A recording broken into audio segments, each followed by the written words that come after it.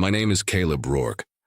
I'm 26 years old, and I work as an industrial maintenance technician on the outskirts of Springfield, Ohio. I married young because I believed stability came from building a life with someone who shared your values and roots. Natalie and I lived 15 minutes from my parents' house, in a quiet neighborhood where everyone knew everyone. To the outside world, we were the calm, predictable, well-aligned couple. I made a point of keeping our life simple and protected. That Friday, in early March 2025, my shift got canceled due to a problem at the plant. I got home around 7:45 in the evening. Everything seemed normal, until I heard the sound of water coming from upstairs. I climbed the stairs slowly. The door to the master bedroom was slightly open. Steam was escaping and the light was on. For a moment, I thought she had prepared something special for us. But when I pushed the door open gently, I found Natalie and my older brother, Aaron, together in the bathtub. They were laughing, relaxed, naked. They didn't notice me standing there. I closed the door calmly. I didn't say a word. I went downstairs, sat in the living room, and waited. If you enjoy stories of cold-blooded revenge and gripping plot twists, like this video and subscribe to the channel now. There are brand new, unreleased stories here every day, each one more intense than the last. When they finally came downstairs with towels barely wrapped around their bodies and tense faces, Natalie tried to tell me I wasn't understanding the situation. Aaron stammered some excuse involving a misunderstanding and things not being what they seemed. The irony was that they didn't even know exactly what I had seen, and yet they immediately went into defense mode. I just said, "Tomorrow we have lunch with the family, as planned. We're going together." Then I went back to silence. That unsettled them more than any scene I could have made. Months before that night, I had noticed an excessive intimacy in the comments they made to each other. Jokes that went beyond acceptable, unnecessary touches. Looks that lasted longer than they should. But I refused to believe it. Aaron was my brother. Natalie was my wife. Trust shouldn't need proof. Looking back now, I realize I was deliberately blind. I chose comfort over clarity. That Friday night stripped away that choice. In that moment, I didn't need recordings or screenshots. I had enough. The clear image, the precise memory, the unquestionable certainty. More than physical evidence, I understood the power of social embarrassment, and I planned to use it. Saturday's lunch was already scheduled. The entire family would be there. It was the perfect stage. And I wouldn't need to raise my voice. I wouldn't need to throw punches or break things. The truth, delivered in the right place at the right time, would be weapon enough.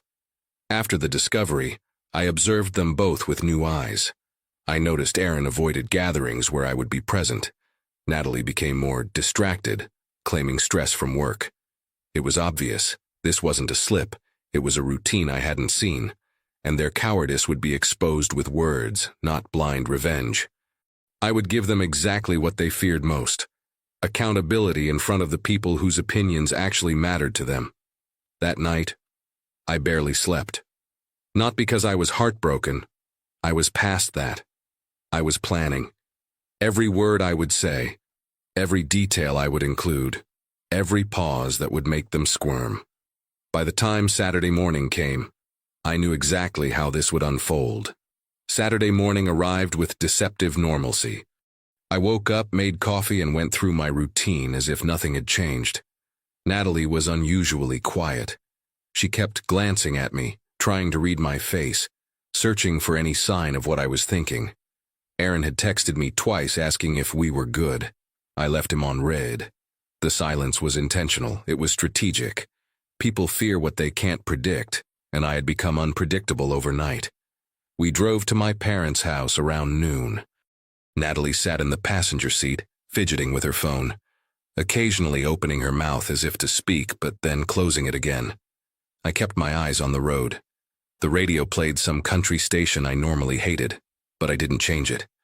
Everything felt surreal, like I was watching myself from outside my own body. Aaron's truck was already in the driveway when we arrived. He was leaning against it, pretending to check his phone, but I could see the tension in his shoulders. Inside, the house smelled like my mom's pot roast and fresh-baked rolls. My parents were there, along with my younger sister Claire, my Uncle Dave and Aunt Patricia, and a couple of family friends, the Hendersons, who had known us since we were kids. These weren't strangers. These were the people who had been at our wedding in June 2023. The people who babysat Aaron and me when we were children. The people whose respect actually meant something in our small social circle. Everyone greeted us warmly. My mom hugged Natalie. My dad clapped me on the shoulder and asked about work.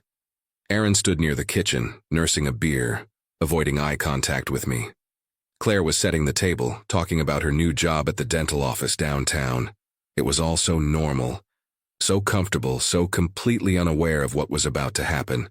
We sat down for lunch around 1:30. The table was full. Plates of roast beef, mashed potatoes, green beans, corn, my mom's famous mac and cheese. Everyone was talking, laughing, passing dishes around. I waited. I let them settle into their comfort. I watched Aaron shift in his seat. I watched Natalie push food around her plate without eating. They knew something was coming. They just didn't know when. Halfway through the meal, during a natural lull in conversation, I set down my fork. "Hey, everyone," I said, my voice calm and clear. "Before we go any further, I need to say something that happened last night. It's important, and I need to address it here with all of you." The table went quiet. My mom looked concerned. My dad frowned. Claire stopped mid-bite. "Caleb, honey, is everything okay?" my mom asked. I nodded. "Just listen, please." I took a breath, not because I was nervous, but because I wanted them to feel the weight of what was coming. Yesterday, I came home from work early. My shift was canceled around 7:30. When I walked into the house at 7:45, I heard water running upstairs. I went up to the master bedroom and opened the door. Inside the bathtub, I found Natalie and Aaron. They were together, naked, laughing. They didn't notice me at first. I closed the door, came back downstairs, and waited for them. Natalie's face went white. Aaron froze, his beer halfway to his mouth. My mom's hand went to her chest. My dad's jaw tightened. The silence was absolute. No one moved. No one spoke. I continued. When they came downstairs wrapped in towels, they tried to explain. Natalie said I wasn't understanding. Aaron called it a misunderstanding. But there's no misunderstanding here. I saw what I saw. And I'm not interested in excuses or explanations that don't make sense. I turned to face them directly. "So I'm asking you both right here in front of everyone. Why were you naked together in my bathtub?" Natalie's eyes filled with tears. She opened her mouth, but nothing came out. Aaron set his beer down, his hands shaking. "Caleb, man, this isn't the place for this," he said, his voice cracking. "Actually," I replied evenly, "this is exactly the place for this. Because whatever story you two want to tell, you're going to have to tell it in front of the people who know you best." Aaron tried to stand, but my dad's voice cut through the room like a blade. "Sit down, Aaron." It wasn't a request. Aaron sat. My dad looked at me, then at Aaron, then at Natalie. Is what Caleb said true? Natalie was crying now, her shoulders shaking. It's not what it sounds like," she managed to say. My Aunt Patricia, normally so warm and chatty, leaned forward with a look of pure disgust. "Then what is it, Natalie? Because it sounds pretty damn clear to me." Aaron tried another angle. It was stupid, okay? We were drinking and things got out of hand. It didn't mean anything." I almost laughed.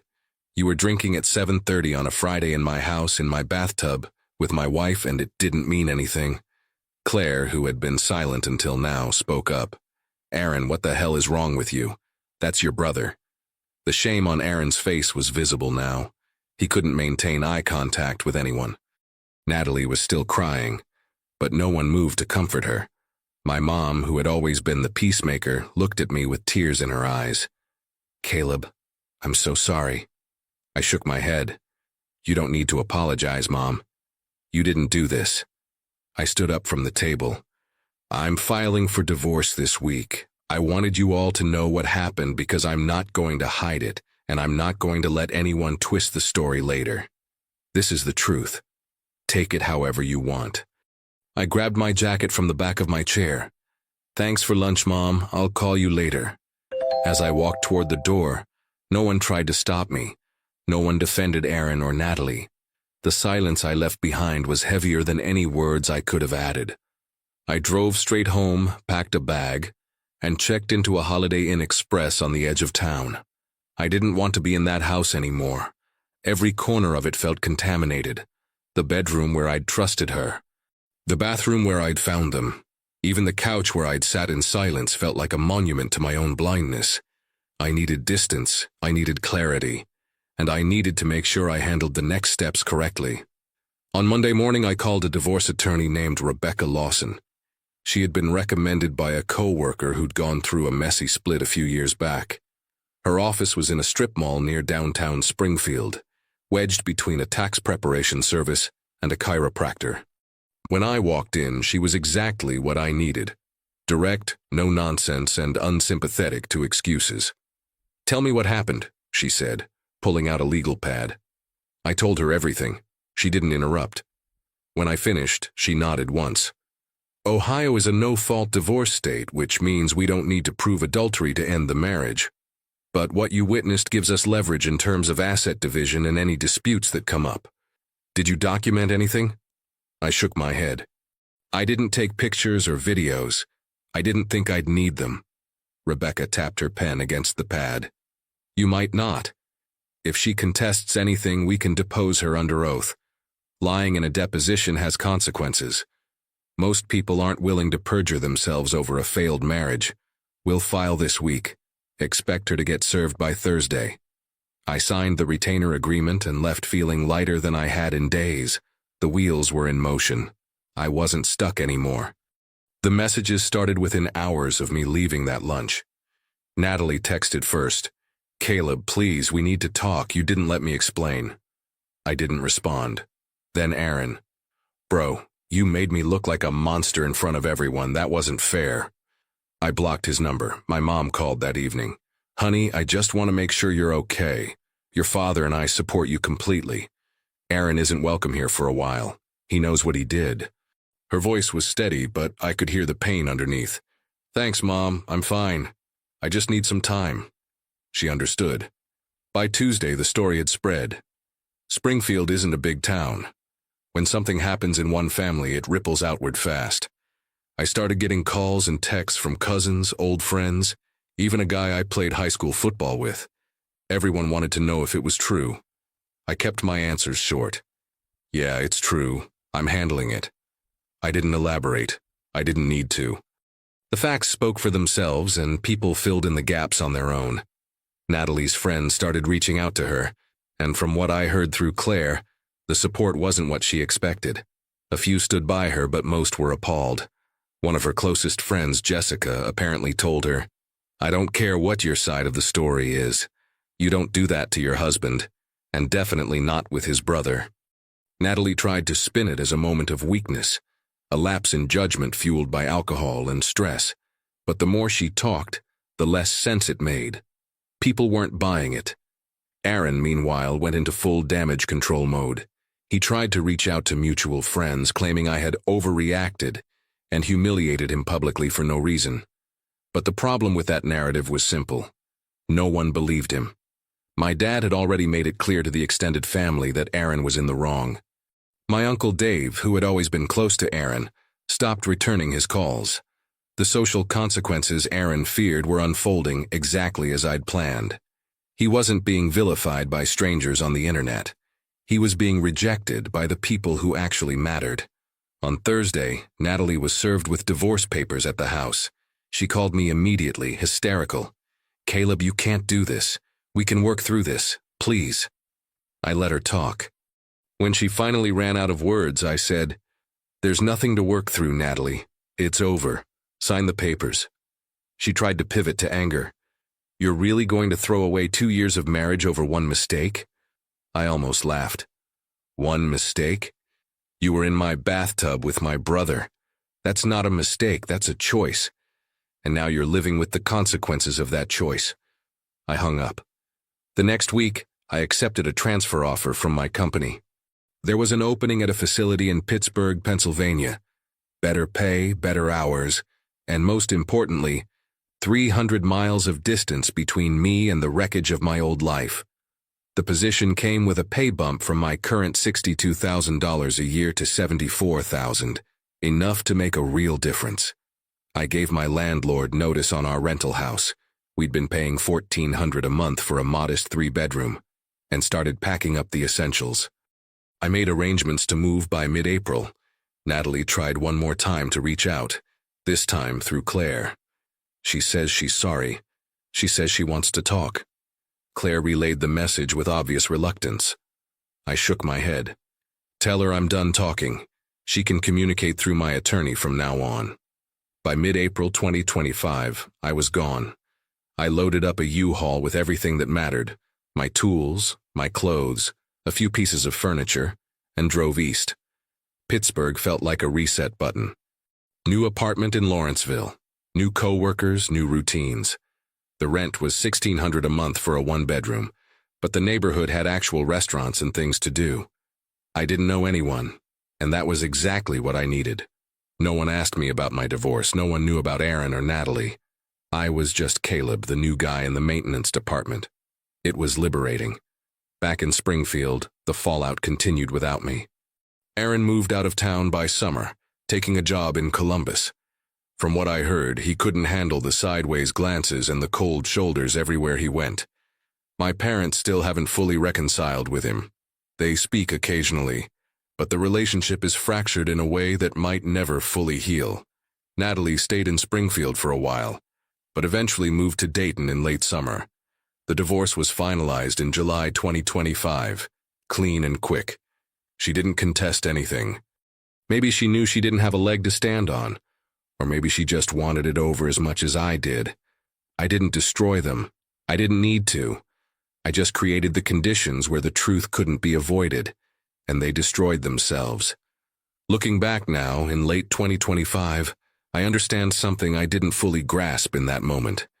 Revenge doesn't always require elaborate schemes or dramatic confrontations. Sometimes the most effective form of revenge is simply refusing to let someone rewrite the narrative. Natalie and Aaron wanted to control the story. They wanted to explain, to justify, to soften the edges of what they'd done. By bringing it into the light in front of people who knew us all, I took away their ability to do that. The truth became fixed, immovable, and they had to live with it. Pittsburgh turned out to be exactly what I needed.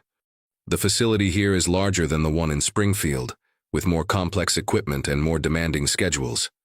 I threw myself into the work. I took on extra shifts, learned new systems, earned certifications I'd been putting off for years. My supervisor noticed. Within 6 months, by October, I was promoted to lead technician, overseeing a small team on the night shift.